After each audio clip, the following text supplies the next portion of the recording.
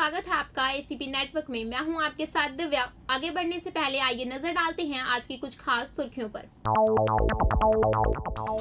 ज्ञान वापी पर मुस्लिम पक्ष की मांग खारिज, कोर्ट ने सर्वे कमिश्नर अजय मिश्रा को नहीं हटाया।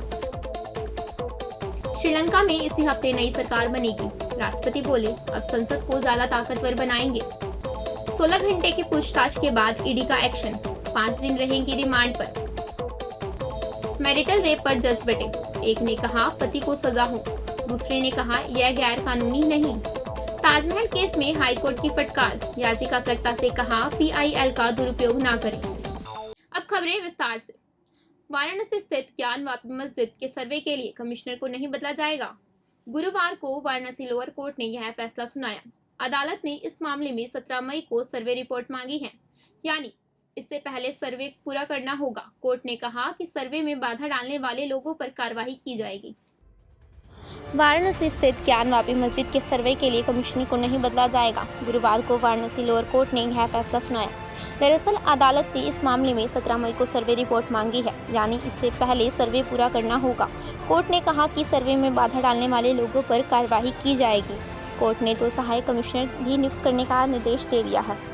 आपको बता दें कि मुस्लिम पक्ष ने इस मामले में कमिश्नर बदलने की मांग की थी। 3 दिन की सुनवाई के बाद कोर्ट ने बुधवार को इस पर फैसला सुरक्षित कर लिया है। पिछले महीने वाराणसी कोर्ट ने ज्ञान वापी परिसर के सर्वे को लेकर कमिश्नर नियुक्त करने का निर्देश दिया था। कोर्ट ने इस मामले में वीडियोग्राफी करने का निर्देश भी दे दिया है। आगे इससे जुड़े क्या फैसला आता है, इसको जानने के लिए बने रहे एसीपी नेटवर्क के साथ। अपने इतिहास के सबसे बड़े आर्थिक संकट से जूझ रहे श्रीलंका में बुधवार को थोड़ी शांति रही। सोमवार और मंगलवार को हिंसा में 9 लोगों के मारे जाने के बाद देश के कई हिस्सों में सेना तैनात की गई है। बुधवार देर रात राष्ट्रपति गोटबाया राजपक्षे ने देश के नाम संदेश जारी किया है। कहा, नया प्रधानमंत्री और कैबिनेट इस हफ्ते शपथ लेंगी। देश के लोगों को अमन बनाए रखना होगा। हिंसा किसी कीमत पर सहन नहीं की जाएगी। लोगों को नफरत फैलाने से बचना चाहिए। श्रीलंका पिछले कई महीनों से आर्थिक संकट से जूझ रहा है, जिससे आम जनता परेशान होकर सड़क पर उतर गए और उन्होंने हिंसा करनी शुरू कर दी। इस हिंसा में उन्होंने सरकारी प्रॉपर्टी को काफ़ी नुकसान पहुंचाया और तोड़फोड़ की।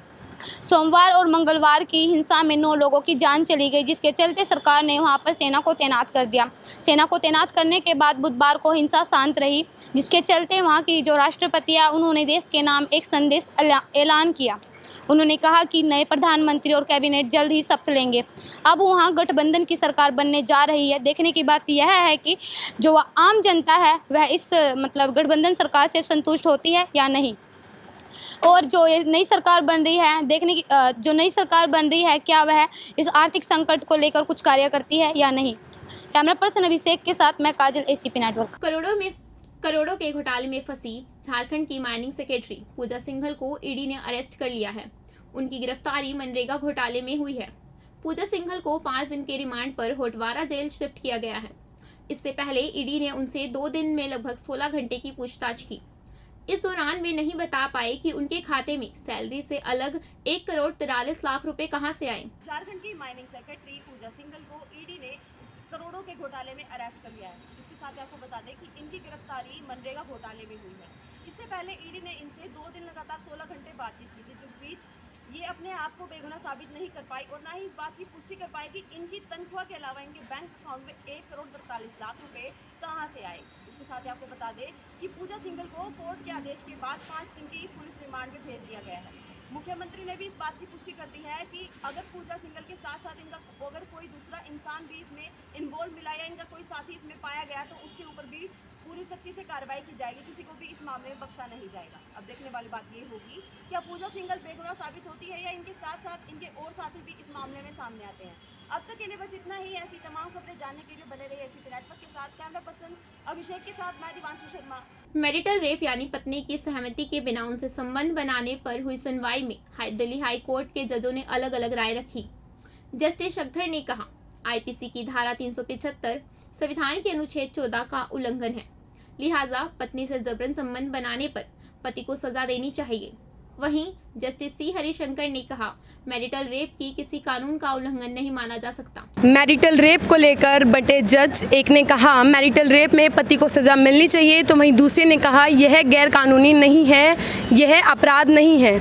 आप सभी को बता दें कि शादी के बाद पत्नी के साथ जबरन संबंध बनाने को मैरिटल रेप कहा जाता है और आईपीसी की धारा 375 में रेप को अपराध माना गया है। लेकिन भारत में मैरिटल रेप को अपराध नहीं माना गया है, क्योंकि ऐतिहासिक दृष्टि से भारत में शादी के बाद पत्नी को पति की संपत्ति माना जाता है और पति का पत्नी पर पूर्ण अधिकार होता है। इसी का समर्थन करते हुए केंद्र सरकार ने भी मैरिटल रेप को अपराध नहीं माना है, लेकिन इसका विरोध कर्नाटक हाई कोर्ट ने किया है। उनका कहना है कि किसी भी स्त्री के साथ जबरन संबंध बनाना गैर कानूनी है, यह अपराध है, इसमें व्यक्ति को सज़ा मिलनी चाहिए। आप सभी को बता दें कि पोलैंड, अमेरिका और ब्रिटेन समेत दुनिया के लगभग 150 देशों ने मैरिटल रेप को अपराध माना है, लेकिन भारत समेत केवल 34 देश ऐसे हैं जिन्होंने मैरिटल रेप को अपराध नहीं माना है। दिल्ली हाई कोर्ट ने इस पर कोई फैसला नहीं सुनाया है। उन्होंने कहा है कि सभी पक्षों से इस विषय पर चर्चा की जाएगी और जब तक कोई फैसला नहीं आएगा तब तक कोई भी विचार नहीं कर सकते। कैमरा पर्सन अभिषेक के साथ मैं हनी, एसीपी नेटवर्क, पानीपत। ताजमहल के तहखाने में बने 20 कमरों को खोलने की याचिका पर हाई कोर्ट में गुरुवार को 12 बजे सुनवाई हुई। ताजमहल विवाद को लेकर हाई कोर्ट ने सख्त रुख अपनाया है। सुनवाई के दौरान कोर्ट ने याचिकाकर्ता को जमकर फटकार लगाई है। जस्टिस डीके उपाध्याय ने कहा कि याचिकाकर्ता PIL व्यवस्था का दुरुपयोग ना करें, पहले यूनिवर्सिटी जाएं, PhD करें, तब कोर्ट आएं।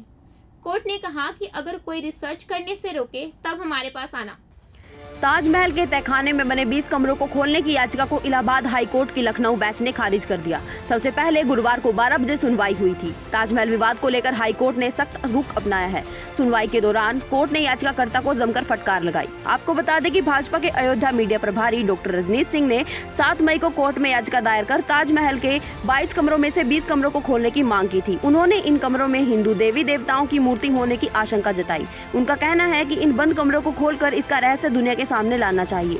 अदालत ने कहा, जहां तक ताजमहल के कमरों को खोलने की मांग है, हमारा मानना है कि इसमें याचिकाकर्ता को और ज्यादा शोध करने की आवश्यकता है। हम इस रीट पिटीशन को स्वीकार नहीं कर सकते। अब तक के लिए इतना ही। बने रहे एसीपी नेटवर्क के साथ।